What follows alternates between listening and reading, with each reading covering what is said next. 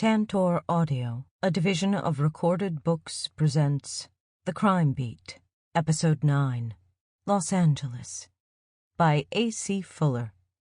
Narrated by Emily Sutton-Smith.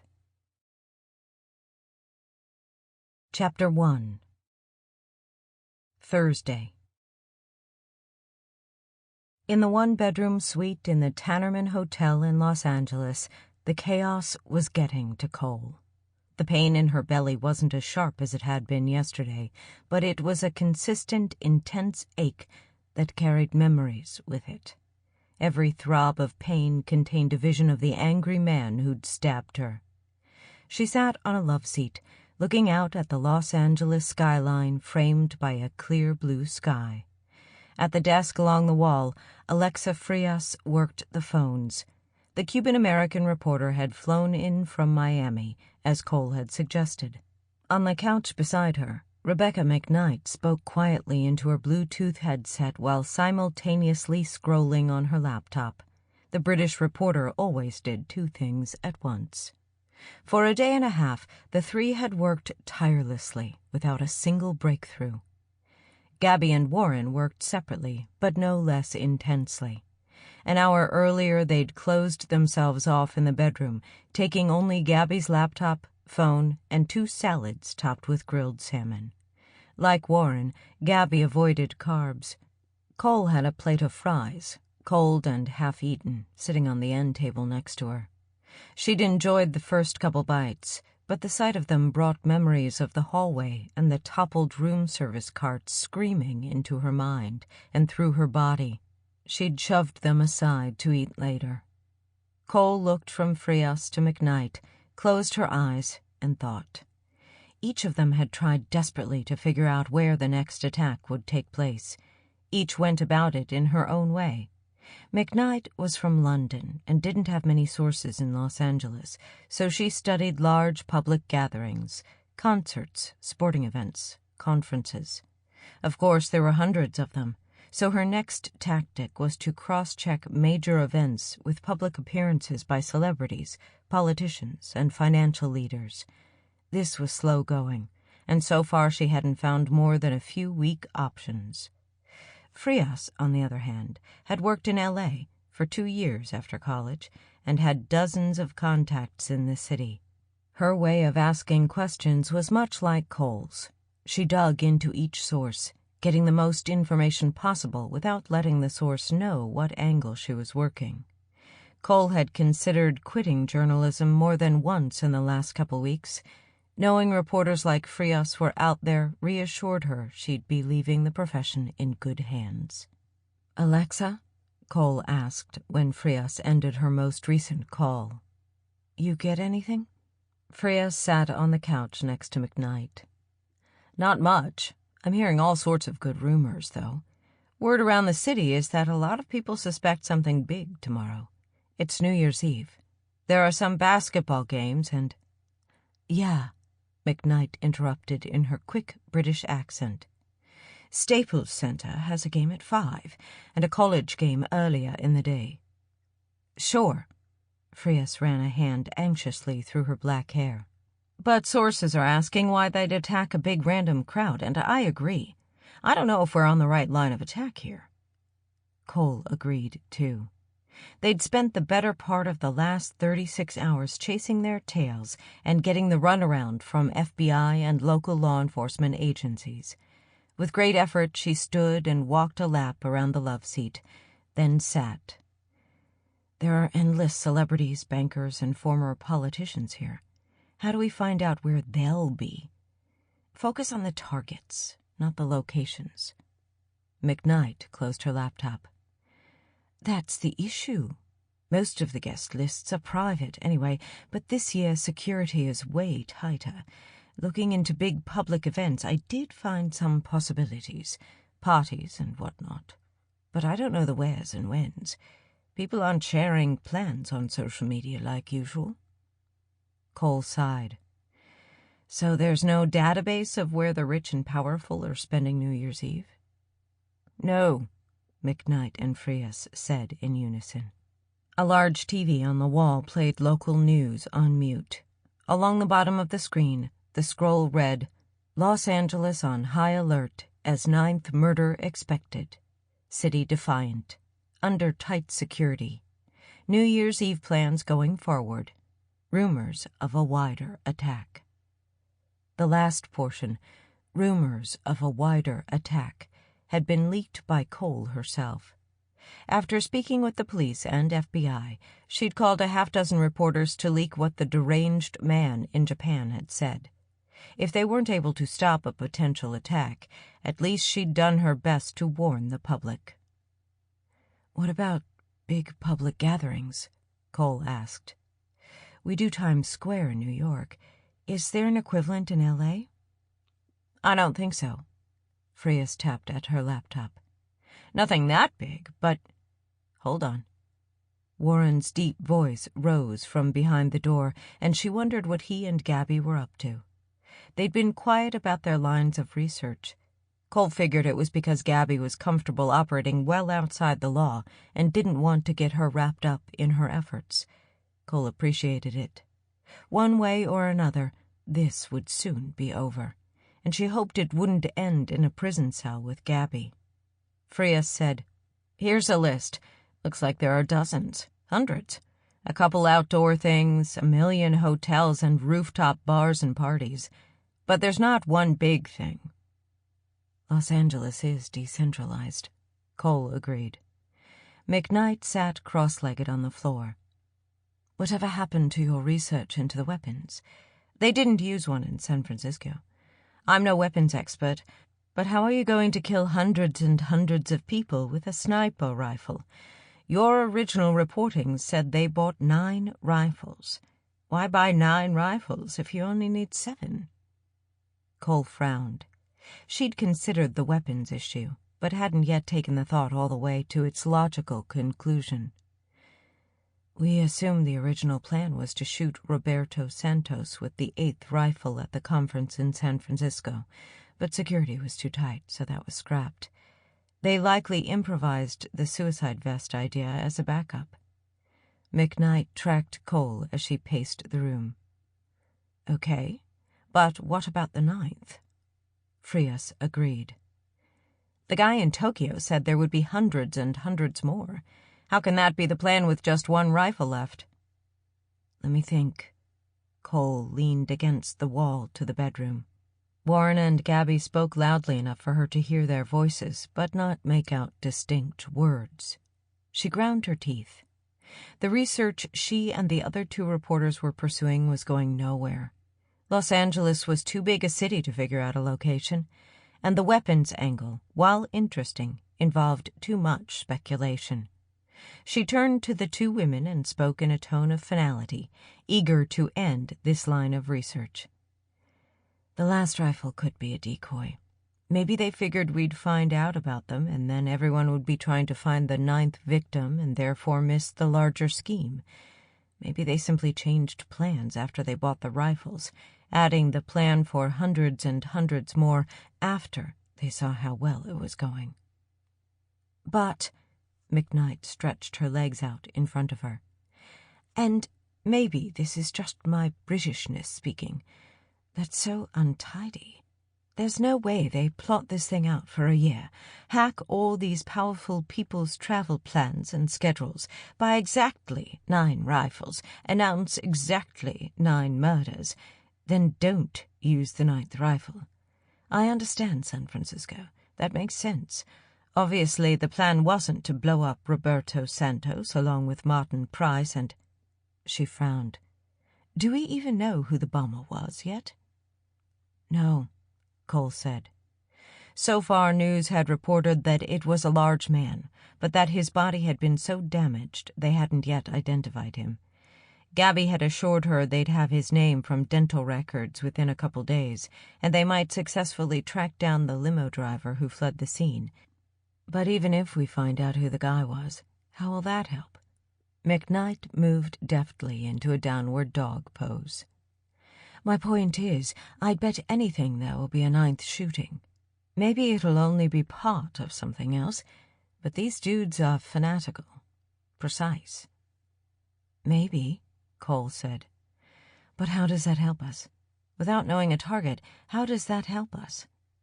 She walked back over to the love seat and flopped down. Her movements had been too quick, and she winced with pain as she sat. "You okay?" Frias asked. "Not really. Is it noon yet?" "It's 11. Why?" "Gabby said I can't have my medication till noon." She closed her eyes and let her head rest on the couch. She was supposed to be leading the two younger reporters, but they were getting nowhere. A door creaked, and she opened her eyes. Warren stared down at her. "You solved the crime?" She smiled sarcastically. "Colonel Mustard, billiard room, with the revolver." "That's actually not too far off." Gabby sat on the floor in front of her. "How you feeling?" Cole grimaced. "Any chance I can have my pill early?" "No." Gabby had busted her out of the Tokyo hospital only after Cole agreed to follow her orders, and Gabby was always happy to give orders. Frias and McKnight were again buried in their laptops. Warren took the last chair and looked from Cole to Gabby, then back to Cole.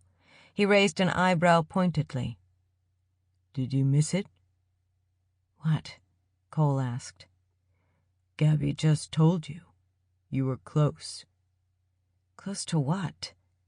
The pain meds were wearing off, and it made her irritable. She didn't like the feeling, but couldn't control it. "Well, her name isn't Colonel Mustard," Gabby said. "But she is ex-military. Topped out at sergeant, I think.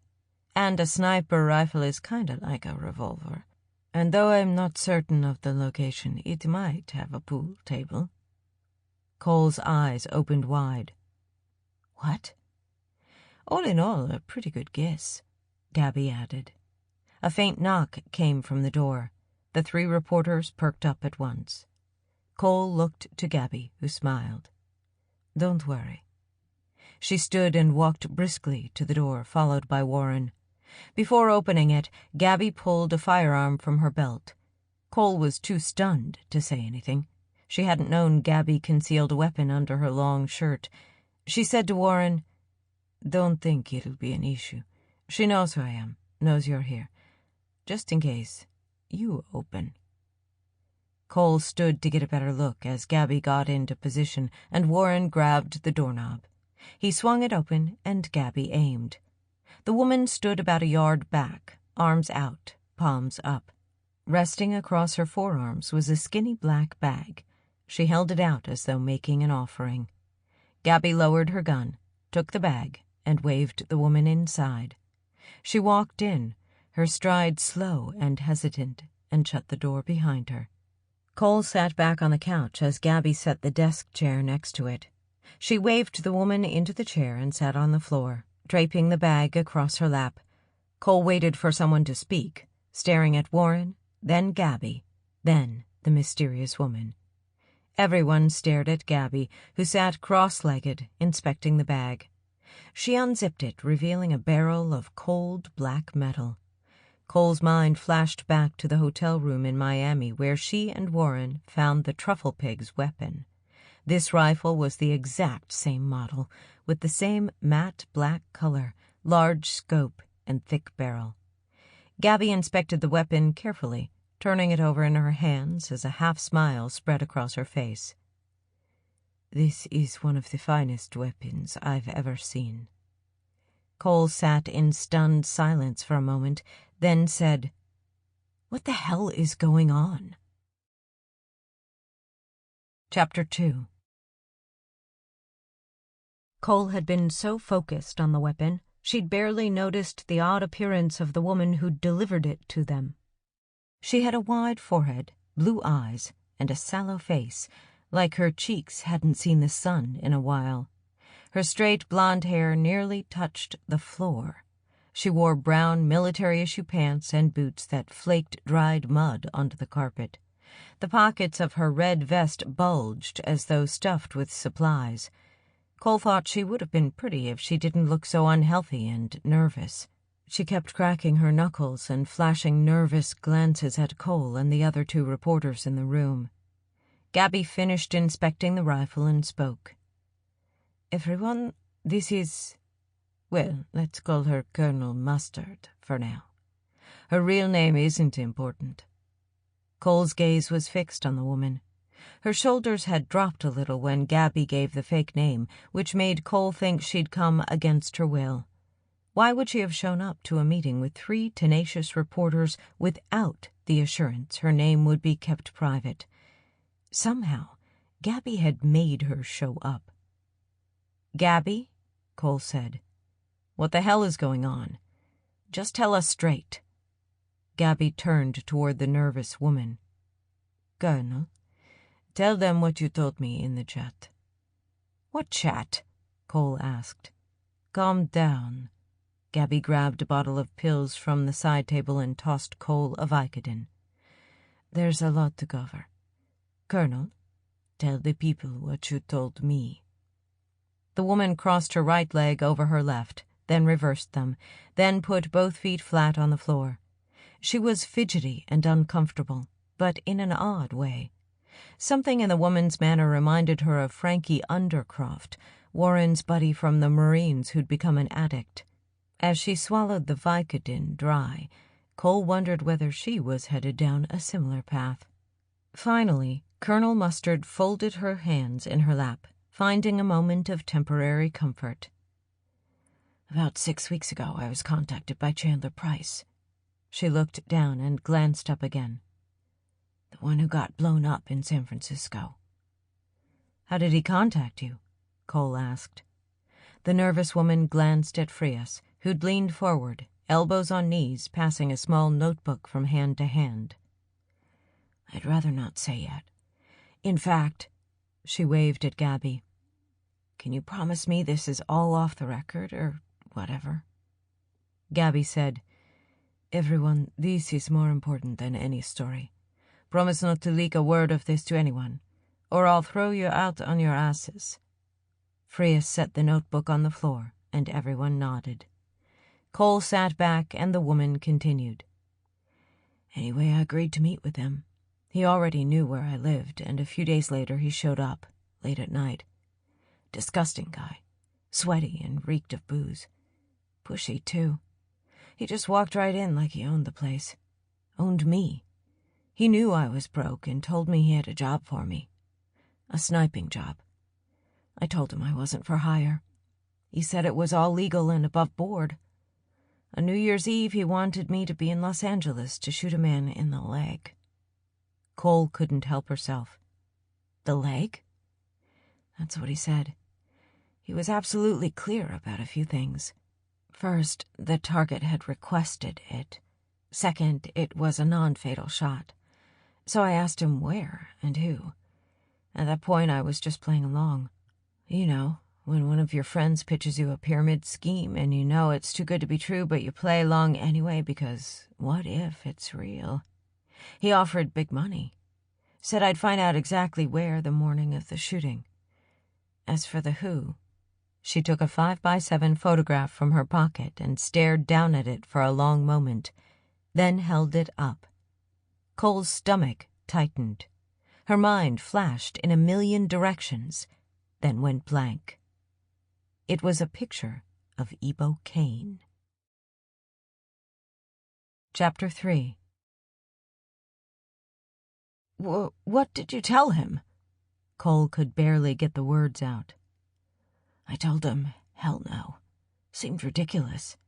He upped his offer from $50,000 to $100,000, then to $200,000. $200,000 for a single shot with one of the finest weapons I'd ever seen." She nodded down at the rifle, still in Gabby's lap. Honestly, it sounded like fun. Not much of a challenge, but fun. "Why'd you say no?" Cole asked. She sighed.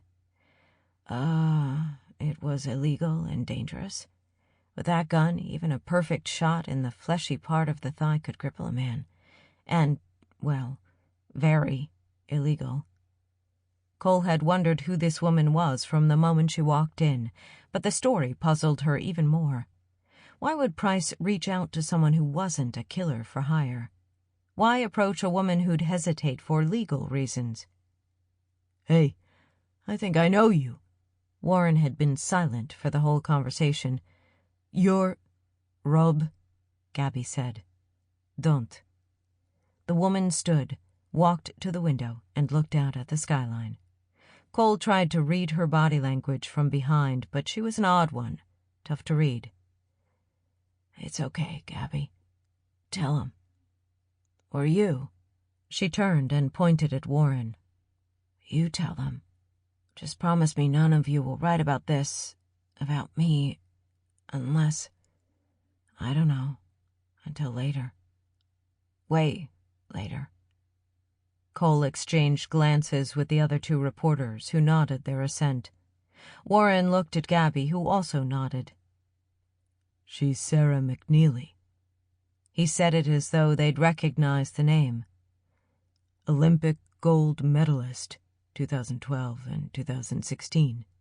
50-meter three-position rifle." Cole didn't recognize the name or the Olympic event. "There are rifle competitions in the Olympics?" Warren nodded. "She was the best in the world. And yeah, it's a real sport. You try hitting a 0.5-millimeter speck with an air rifle from half a football field away.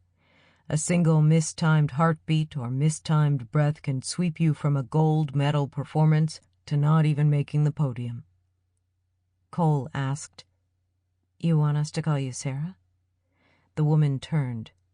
For the first time, she smiled. "Yes, and thanks. But I was stripped of those medals. I cheated." "Beta blockers, right?" Warren asked. "Right." She let out a long sigh. "Everyone was using them, but I got caught. I swear to God I didn't take anything every woman competing didn't take, but still. No one to blame but myself." Cole was growing more confused by the moment. Chandler Price had approached one of the best rifle shots in the world and offered her $200,000 to shoot Ebo Kane in the leg on New Year's Eve. And now she sat in front of her on the 12th floor of a fancy Los Angeles hotel, having just walked through the door with the 9th rifle. Not only that, but Cole was also becoming more and more convinced the woman was either on drugs or withdrawing from drugs. She hadn't stopped fidgeting since she walked in. "So, Sarah," she smiled, "put this together for us. Price approaches you, offers you the money, shows you the picture and— Wait, did you know who it was?" Sarah took 10 minutes to explain the next few visits from Chandler Price, leading to how she now ended up in their hotel room. But to explain that, she had to tell them a little bit about herself. Since having her medals stripped a year ago, she'd been down on her luck. Olympic shooters, even the gold medalists, don't make much money, and she'd lost her one small endorsement deal. Then her teaching gigs dried up. Depressed, she shut herself up in her tiny house in Burbank, half an hour outside Los Angeles. For 6 months, she went down an online rabbit hole of radicalization, first blaming the Olympic team and their toxic politics, then the government itself. She grew angry at everyone and everything. Newly unable to get prescriptions for the beta blockers for competitions, she started buying them on the street, along with opioids to numb the emotional pain. When Price showed up at her door, she'd reached a low point, but still not low enough to agree to his insane scheme. She didn't recognize the man in the picture and didn't need the money that badly. She rejected Price's offer. A few days later, he'd shown up again with a political argument rather than a financial one. He'd seen her online comments and posts about the Olympic Committee and the International Order and thought she might agree with their ultimate aims, though at the time he was quite vague about them. He spoke in terms of globalization and the international banking cabal and the freedom of nation-states.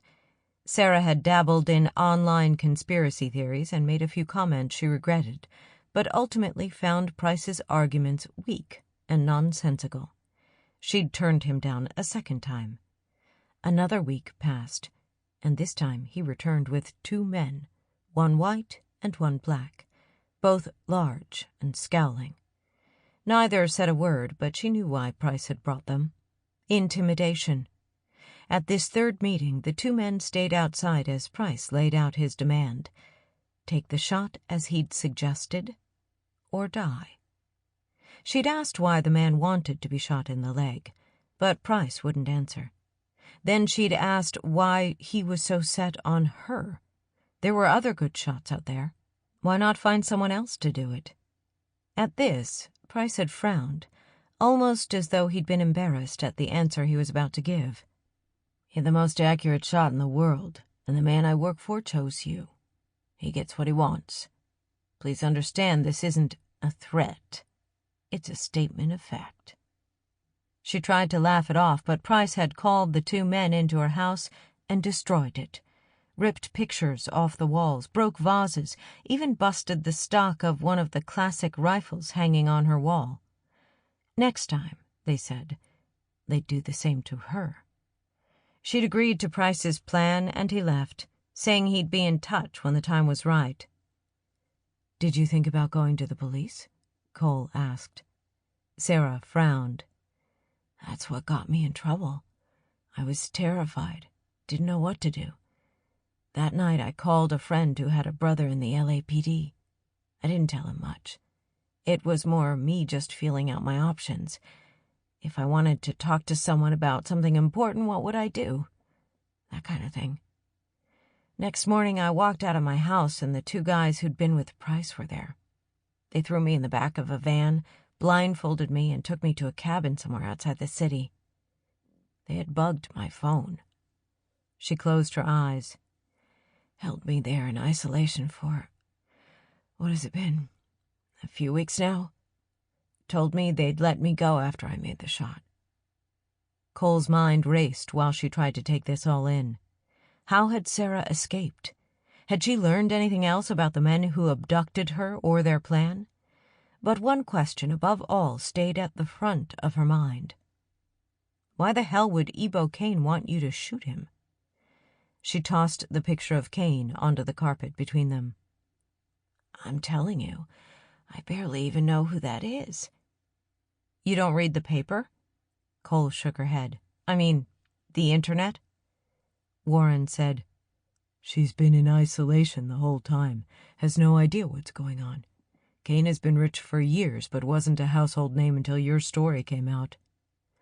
Alexa Frias had watched Sarah closely during her story, casting an occasional glance at Cole. "I can tell you why," the reporter said. "Kane knew he'd be a suspect from the beginning. He knew he'd be on the list of potential targets." She smiled. "If he's the 9th victim, it puts him in the clear." Cole waited for Frias to elaborate, but noticed Warren staring at her. He looked like he wanted to say something, but he stayed quiet. Before she could say anything, Rebecca McKnight chimed in, speaking briskly in her British accent. "Exactly what I was thinking. Kane was smart enough to know someone would connect him to these murders eventually." She nodded at Cole.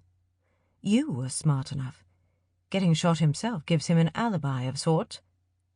Cole picked up the photo of Kane and crouched next to Sarah, who seemed to have settled down as she told her story. "Did Price say anything about hundreds and hundreds dying, or this being part of some larger plot?" Sarah shook her head. "They kept me in the dark, locked away." Cole looked up at Gabby, who was tapping something on her phone, then turned back at Sarah. "How'd you escape?"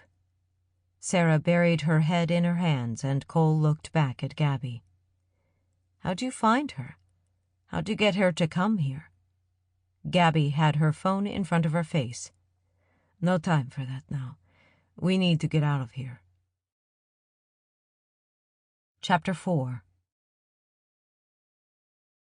If a lie is big enough, and you tell it boldly enough, people find it more credible than a simple truth.